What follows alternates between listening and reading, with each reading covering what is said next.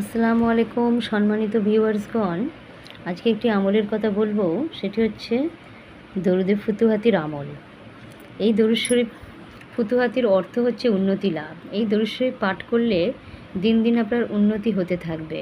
হজরত মুহাম্মদ সাল্লাল্লাহু আলাইহি সাল্লাম তার বংশধরদের উপর দুনিয়ার সকল প্রকার রিজিক এবং আয়ের সংখ্যা পরিমাপ করার জন্যই এই দরুদ শরীফের রহমত বর্ষণ করেছেন।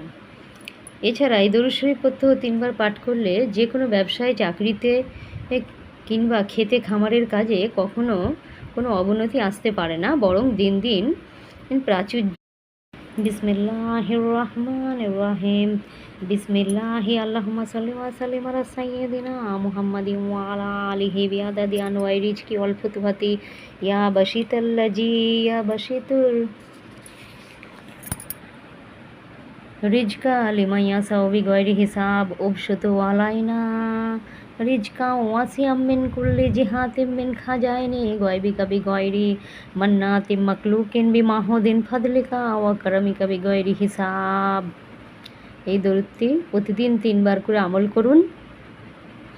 আর যদি বেশি ফজিলত দরকার তাহলে প্রত্যেক ফরজ নামাজের পর 3 বার করে আমল করুন। এর ফজিলত অপরিসীম।